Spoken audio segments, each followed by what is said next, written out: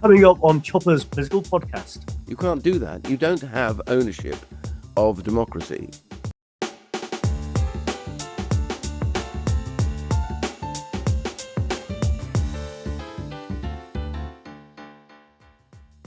Welcome back to Chopper's Political Podcast, where I bring you the best guest gossip, news and stories from our studios at GB News here in the heart of Westminster. My name is Christopher Hope and I am the channel's political editor. Well, another bunch of former Tory MPs have jumped ship to Reform UK. I've got one of them on the show this week, Chris Green, the former Tory MP for Bolton West for 9 years. I'll be asking him why he's done it, what's in it for him, if anything. And will Nigel Farage be the next Prime Minister? He's got some interesting things to say about that. Also, with the fallout of the budget still looming, I'm talking to Sir Ian Duncan Smith, asking him why on earth this government appears to have lost all ambition to cut the benefits bill. That's what they told me in a briefing this week in number 10. I asked them, will the reviews by Sir Stephen Timms and by Alan Milburn, a former Health Secretary, cut the benefits bill? The government wouldn't say they would. I find that surprising and maybe a bit worrying for the future of our finances. With me now is Sir Ian Duncan Smith, of course, the former Conservative leader, and then perhaps more importantly, maybe, I don't know, the good debate to have, the former Welfare Secretary for the coalition government who brought about universal credit. Sir Ian Duncan Smith, thank you for joining us today on Chopper's Political Podcast. Why is it so hard to cut the benefits bill? Because it requires political determination. It needs to be recognised that you will get into lots of people that will get at you straight away. People aren't actually on benefits, but often people that are inside what I call the leftist view of human rights, etc., and will complain and shout about it. And it's not easy because there are always going to be hard cases in that, but it requires political determination and a desire because at the end of it all, if you are spending too much on welfare, it means those who are on low and marginal incomes will be spending too much tax and will not be able to live their lives in the way that others on benefits live, and that's the key factor. What was your record, very briefly, back in the coalition 10 years ago? Well, it was tough, but we reformed the welfare system. I got universal credit through, which is brilliant now, and it proved itself during COVID. But the main thing is that we reduced the budgeted bill about £32 billion in a year. And that was able then to that was every year or over the... It was each year. It was reduced to in year. Billion. Yeah, off it. I mean, it's much more than that. Obviously, it's close on 200 billion now. It was about 160. That includes pensions. Yeah, well, it includes pensions. You take pensions out of it, it's down quite a lot lower. So working age benefits. And also we had the lowest number of workless households since records began, and I think it was about 1,600 to 2,000 people who were out of work every day. And that period is called austerity by Labour critics, of course. Yeah, it's a stupid word, austerity. We never really had austerity as they seem to understand. Ireland, they had real austerity. They cut their health service, everything. Forced on them by the exactly crisis. Right. Completely right. So my point was, what we had to do was to free ourselves up to be able to help those get back into work. And the single biggest phrase I used endlessly was, work must pay better than benefits. And that's what you have to do. You have to reduce a bit of the welfare bill. You have to cut some of the taxes to give people a real choice. Right now, they get trapped in the benefit trap. And by the way, their health will suffer. There'll be all sorts of problems as well. Getting them into work is not just about money. It's about character. It's about development. It's about feeling self-esteem. It's worthwhile. And ultimately, that's the justification that Reform used for lifting the introductory rate of tax to £20,000. They want to make work pay, they tell us. But yeah, well, there are lots of ways to do that. But my point is, you can't do it unless you can afford it. Look at the Labour government, and I think they've got the political permission to do this more than the Tory government might have. They've got 2 reviews into welfare at the moment by Alan Milburn, former Health Secretary, Sir Stephen Timms, who is a welfare minister. Yet, unbelievably, the government told me this week, they won't say they want the benefits bill to come down from these 2 reviews. They won't say that. Now, whether that's to avoid a fight with the backbenchers or whether that shows a lack of ambition, I don't know. But I think that's unbelievable. Well, it's an abrogation of responsibility. Why do a review if you don't bring the bill? Well, that's really my question too. I like Stephen Timms. I've got on very well with him in the past. He's always logical about his stuff. They've dumped on him this review. His review is limited.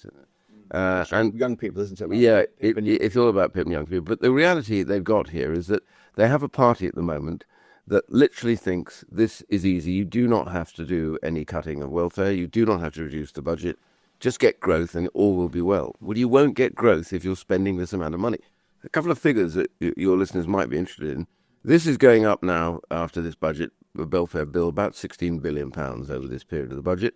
Worse than that, over the lifetime of the Parliament, it will probably be £91 billion more spent on welfare than they got when they arrived. That is an astonishing figure.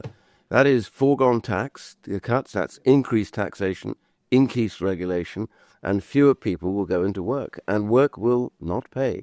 And their choices will now be slipped over to, well, why do I bother? I might as well sit on welfare. With their size of majority, they don't feel willing to take on these backbenchers who don't understand why you need to cut the benefits bill. It will bring down the cost of borrowing eventually. That should fall, shouldn't it? Yeah.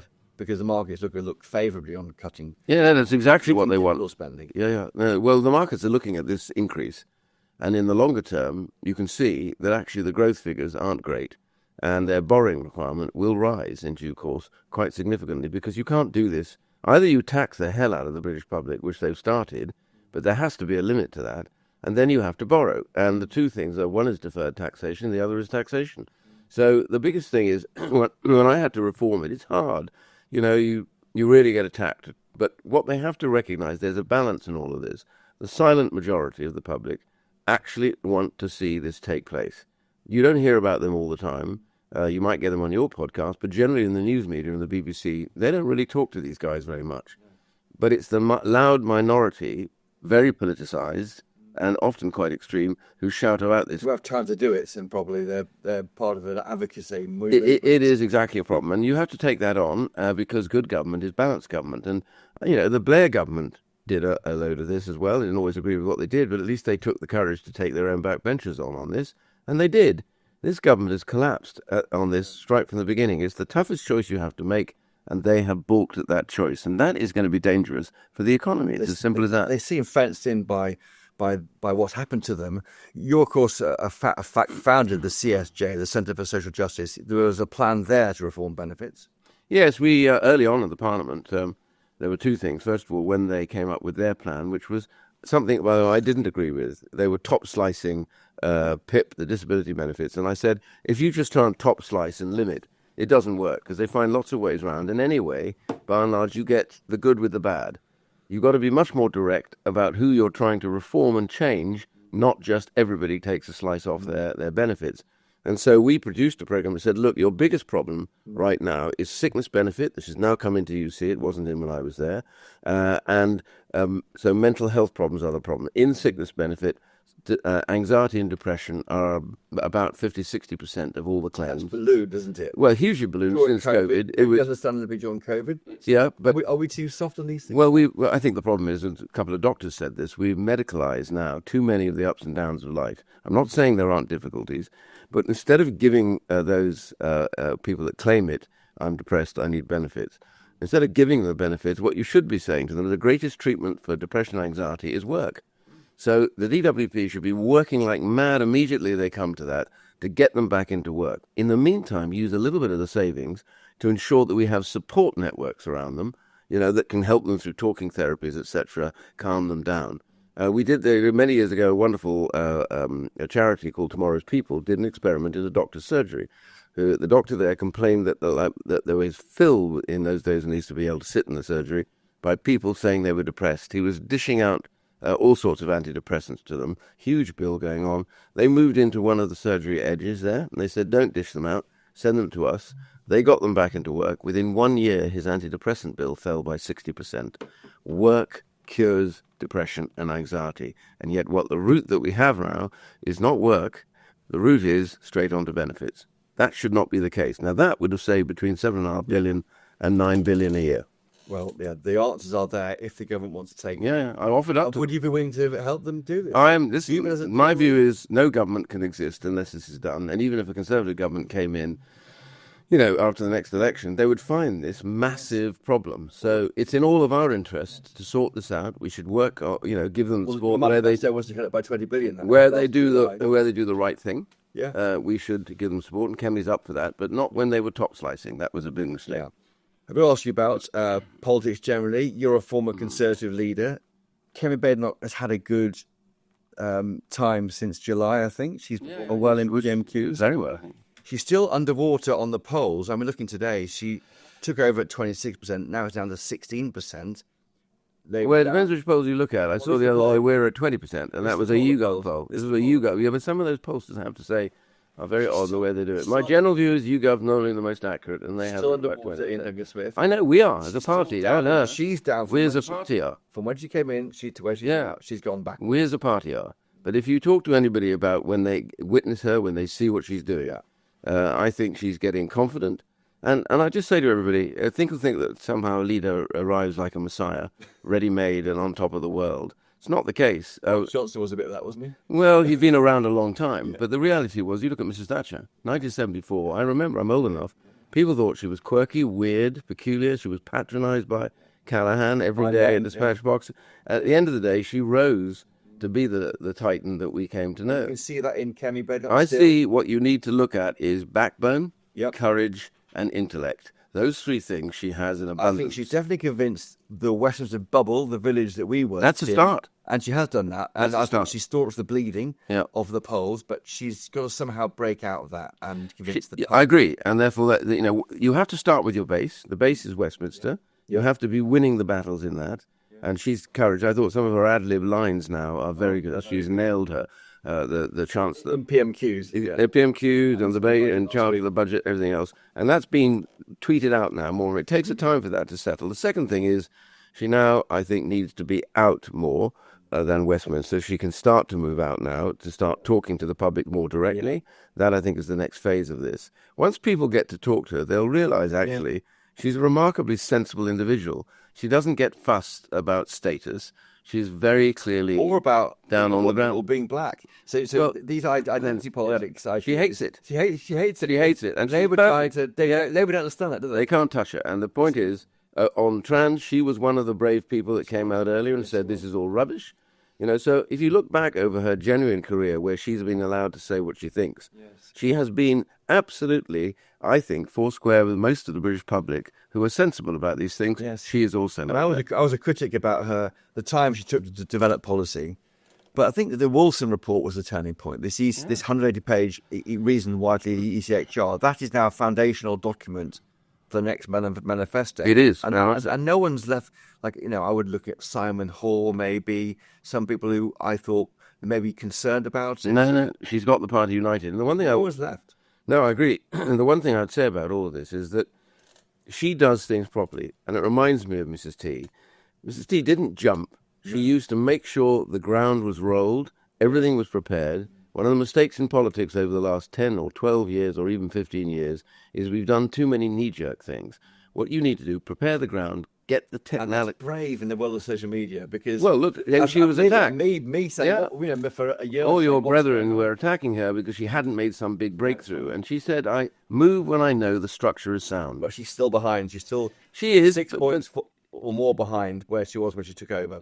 So, but Labour's also down at the same... Well, and the party anyway, generally, But I am interested in the way that even Reform have dropped down slightly. So there's a kind of beginning of a mix here where people are asking questions rather than just being angry. So my point is, I think she's right for the British public. She sums them up perfectly.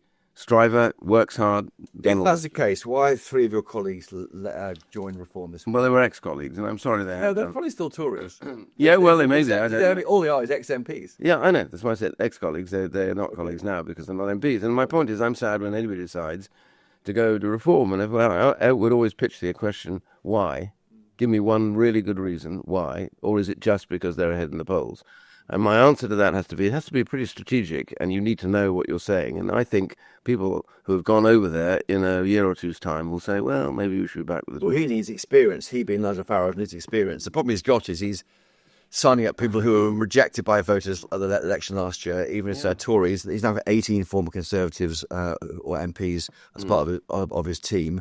And he's trying to attract Labour too, but Labour supporters might go, well, are you just trying to be the Tories?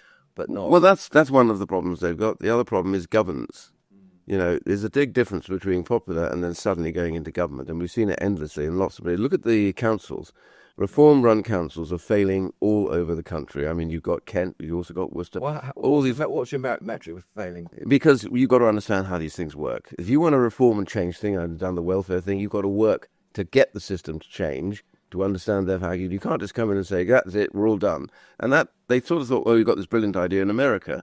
That has failed, by the way. They're finding it harder because a lot of government, as a council, things that happen there are required by law. So it's quite limiting what you can cut. Well, there are limited, but you can make changes. You can make big changes in councils, but you've got to make sure you sort the system out first before you can make the changes. What's your take quickly on this abolishing of these mayoral elections by the government? I mean, well, why haven't they come to the House of Commons to discuss the thing? well, it's been announced, I think, on Thursday. Yeah, it is, but they haven't. We haven't had a major debate. We haven't had a discussion. There's not been any great technical paper produced. It's a lot of nonsense, I think. I don't think you should fiddle around with elections. Let elections go. If you want to reform stuff, you do it within the timescales. You don't start saying we're going to delay elections. It is an insult to voters. It's a complete insult to voters. For God's sake, I'm terribly sorry. We haven't got the time for this. You won't be allowed to pick your council or whatever you've got to pick here, or your police commissioners. We're not going to do that at the moment. We'll put you back a couple of years. If we haven't got it done by then, we'll put it back another 2 years. You can't do that. You don't have ownership of democracy. You actually run bits of it, but you don't own it, and they are behaving at the moment in an unbelievably arrogant manner. We're approaching Jury trials is another example. Well, We're just going to go with jury trials. Not a problem. It's a bit of difficult. Now, there are debates about how you could better use magistrates' courts, but you don't just go, this is our view, done in a couple of days. You can't do that. Article 9 of Magna Carta there being ripped up. Yeah. It's only 3% of all cases get there. They have doubled the backlog from 40,000 to 80,000. So surely there's a case for doing it temporarily and then have a sunset clause that when you've cleared the backlog, you go back to, frankly, Magna Carta, which is centuries old, right? Well, I don't believe you ever go back. No, that's my cynicism. And my answer to this is it's only 3%. Yeah. It isn't the problem. The problem is getting people through checked, arrested, and through on the same day. Yes. And what you can do with that, because most of this stuff goes to magistrates, just occasionally stop people on minor crimes electing to go to the Crown Court. Either way cases. And then say, into the magistrates' court for a decision. Yes. And that's how it should be. That way you'll get after shoplifters and others. But you don't necessarily suspend an authoritarian streak in this, Ian Duncan Smith. I think back to 90-day detention when you were, I think, just after you led the Tory party. There's a feeling that Labour can be more authoritarian historically. Oh, they very much are, because inside the Conservative Party there is always a concept of freedom and a sense that ultimately you don't fiddle with the basic freedom alone. The rights of people come way back in English common law. America take English common law. They believe the same. So if your problem is courts are chocked up with Crown Court stuff, but it's only 3% of the cases, your biggest problem lies in short-term small stuff that should go through the magistrates' court, and there, all that can be accelerated. Very, very quickly, again about basic freedoms in this country. What's your take on this possibility of an Islamophobia definition? It's been called a backdoor blasphemy law by critics. Well, I'm very concerned when it comes to freedom of speech. We may not like what people say about us, but I think we've moved on from the idea of blasphemy. People must be free to criticise religion, and there is a general sense that somehow if we start making all of this, are we going to start defining Christianity, all this stuff? Anti-Semitism has it. Anti-Semitism has, well, that's a peculiarity. Well, I think it's a peculiarity because anti-Semitism really stems from what has happened in the past. And anti-Semitism right now is on the rise. So having a clarity about that, I think most people have settled in the UK with other religions. But the main point is you should be able to criticise religions. You should even be able to joke about it. It may be in ill taste. But at the end of the day, if we start chopping away at those things, then we're going to end up with a very strict society that is only good for those who govern it, not for those who live in it. That right to offend is important. It's absolutely. And just very finally, on this idea, this Chinese super embassy, the decision by the government is being pushed back now until January. Of course, that's the embassy on the Royal Mint site in the City of London. You're sanctioned by China, are you? Yeah, I am, and I'm completely opposed to this. I'm absolutely opposed to it. We're on 2 protests over it. We've had over 5,000 people outside the embassy. China wants to increase the number of people they have here. They'll mostly be spies. They put them out. 200 extra people will go into that embassy. They're also refusing to shut down their existing embassy, which they were told to do if they got this. They won't close the embassy. They won't close their embassy. They're going to carry on with that. They will have more people than any other country will have here, even they'll overtake the US. The growing country, Well, trading partner. Yeah, well, the question is, Might be going there. no, we got to start with what they are. They're a threat. They're a threat to the way we live our lives. They attack us all the time under cyber attacks. We also have spying. We've seen the spying cases coming forward. They are a threat, a continuing threat to the United Kingdom. America believes that. Most of Europe believes that now. The UK is in a very weak position. They think that somehow China's going to arrive and give them growth. They're not going to give them growth. What they will do if they do this trade deal is they'll end up dumping electric cars that they've overproduced, batteries, solar arrays, and slab steel. Down costs over people in this country. Let me tell you what it'll do. It'll destroy the car industry. It'll destroy the steel industry. We got to understand that we've got to start learning to build some things here in the UK again. The biggest mistake we ever made was to think you could chuck all this out to a country that doesn't obey the rules of law. That was under the Tory government. It doesn't matter. I was opposed to it under Yeah, Conservatives. I've been attacking everybody on this. It seems to me at times, I don't matter who's in government, I'm in opposition. But that's just, really the main bit of it. It's going to run and run. Trump would say, of course, this is all not true and spies aren't. Of course they do. They say it's not true, but it is completely true. Every other country believes it. It's a malignant nation, supports Russia with money, buys up their oil, has given them arms, brokered the agreement with North Korea. North Korea produces weapons for Russia. Russia would never have invaded Ukraine if China had said no. So, Duncan Smith, a tour de force, as I expect from a former leader of the Conservative Party. And thanks for your insight on benefit and all sorts of areas today on Chopper's Political Podcast. My pleasure. Great to have you here. Thank you. Hello, I'm Bev Turner. Now, it can feel like the money in our bank accounts at the moment does not keep up with the cost of living. And maybe there's a solution. I'm here today with the CEO of TallyMoney, Cameron Parry. Cameron, what is TallyMoney? Well, Bev, with TallyMoney, you get a current account and a debit card, but instead of pounds, you use milligrams of gold as your everyday money. So why gold? Gold traditionally is a great store of value. It has, on average, gone up at over 11% per annum for the last 25 years against the pound. It's tripled in value in the last decade. And in the last 2 years alone, it's increased by 50% against the pound. Banks' savings products just can't compete with that level of growth.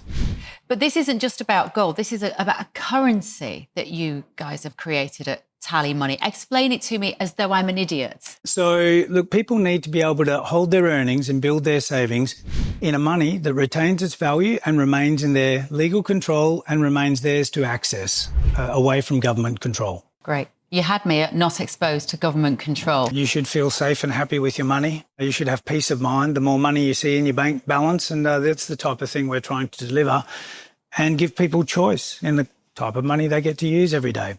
Brilliant. Thank you so much, Cameron. Thank you.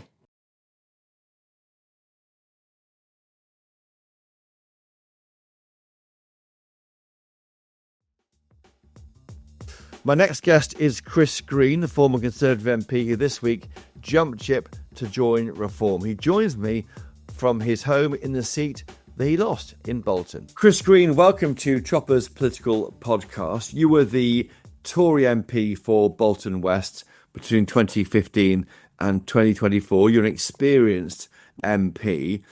Why on earth have you jumped ship then to a startup? Well, that experience over those 9 years, too often I found what the Conservative Party was saying and what they were doing and what they were trying to do were out of step with one another. And obviously earlier on with UKIP and the Brexit Party, I had a little bit of a sense that that movement was on a single issue. And it's been really transformative since the general election, just how much Nigel Farage has transformed the Reform Party into a mainstream political party.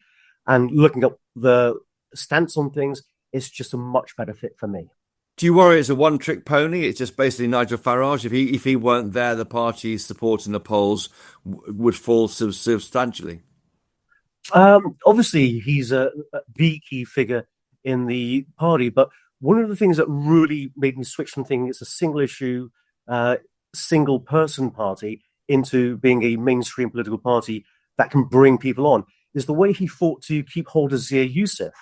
When he did that, he fought to keep a really talented man, because the reputation before was a little bit about there can only be one figure and he'll exclude all the others. But with Zia and Richard Tice and Danny Kruger and others coming on board, it's really broadening out to a mainstream political party. Do you worry it's looking a bit too full of former Conservative MPs? I think there are maybe 15 or 18 of you now within the party. I mean, is that a concern in the party's attempt to try and appeal to former Labour supporters too?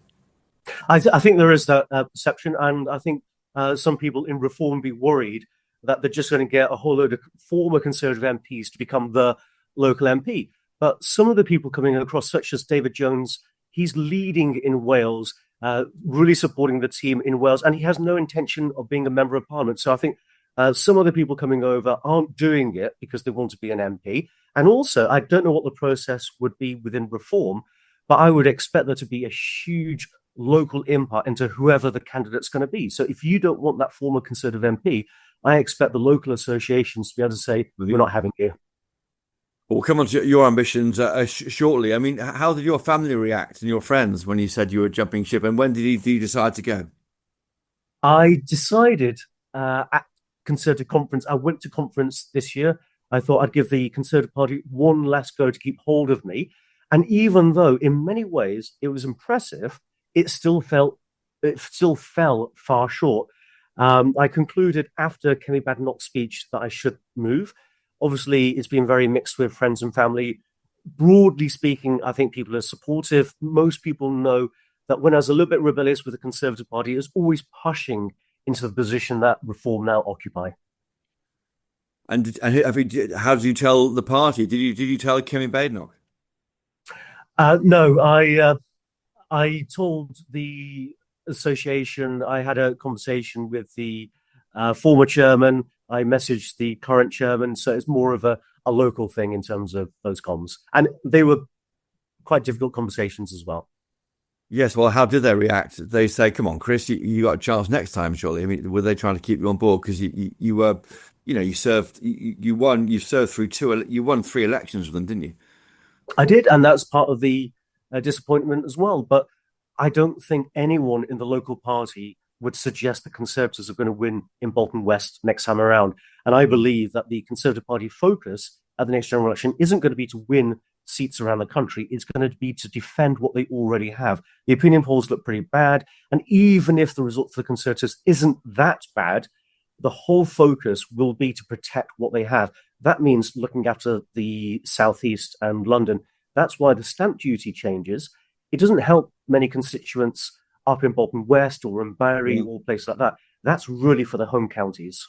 Sir Ian Duncan Smith, the former Tory leader, has told us on this podcast, he sort of suggested that you're just simply see a chance to come back as an MP, and you possibly may even regret going to Reform UK and leaving the grand old Tory party. Well, it's a big question, isn't it? What the next general election result's going to be. I don't think that the Conservatives really has been focused on many of the constituencies around the country. I think there is that southeast or south of England and London focus. And I actually look at the Conservative Party now, and to a large extent the Labour Party. I think they've got basically the same problem. They've both been around for a very long time. They've got a huge amount of baggage, and it makes it very difficult for them to be pragmatic and actually deliver for the current era and be looking forward to the future. It's like an old computer. You've tried to update it. You've tried to upgrade it. You've even bought a new monitor so the presentation is better. But ultimately, you've got to choose to get a new computer, and that's Reform. And in terms of the new computer, what are the new apps within Reform UK that's attracted you? Well, what are the policies? Let's go back to what are the policies in Reform which has brought you across? There's the obvious stuff about the ECHR, controlling migration, law and order. But actually, my favourite... And all those things that the Tories say they're doing, of course, don't forget. And after 14 years of failure on those issues, it's... And this is where Kemi, I love what she's saying. It's wonderful what she's saying and how she's delivering it. But we all know when it comes to the crunch, if the Conservatives got back in, they wouldn't be delivering. Now, one of my favourite parts of what Reform is really doing is challenging the net zero agenda. So you look at that and you look at how it weighs down upon British business, British industry. And when the Conservatives talked about the Northern powerhouse and levelling up, it ought not to be government handouts. It ought to be removing the regulation, removing the burden of energy costs to enable people, businesses to create the success all around the country. You won't be the last Conservative or former Conservative to join Reform UK. How many more MPs are in the talks with the party, do you know? Fortunately, on that, I'm blissfully ignorant, but I wouldn't focus too much on the Conservative side. So Labour MPs are normally a bit more awkward about joining another political party. So they would do something like set up Change UK, whatever it was with Chikaramuna, they'll do your party. But if you look at the Runcorn and Helsby by-election, that demonstrates there's a huge number of Labour voters. Yeah. So it may not be the hierarchy, it may not be the people at the top, but it's the Labour voters who are shifting over to Reform. So there might be some Conservative prominent figures who are moving over, but actually Conservative voters and Labour voters are moving over. It all hangs, a lot of it hangs on kind of the Nigel Farage appeal, his bonhomie, his ability to connect in a way which I think no other politician can beat in modern politics, connect with voters. There's a huge aspect of Nigel Farage, and this is one of the things running into the general election.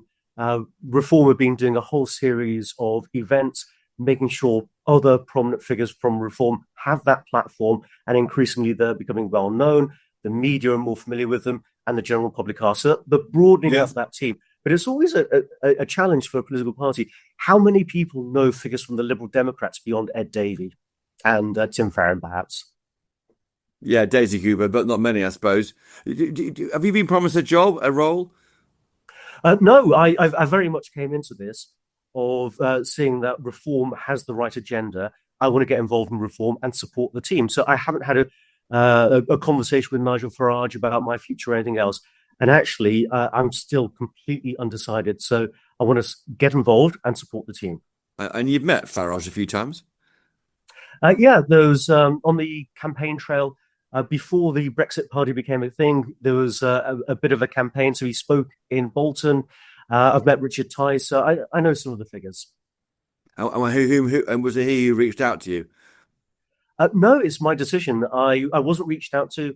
I think the way Reform are approaching this is that Reform are doing very well. If you want to be part of the team, if you want to support the team, you've got to make that decision yourself.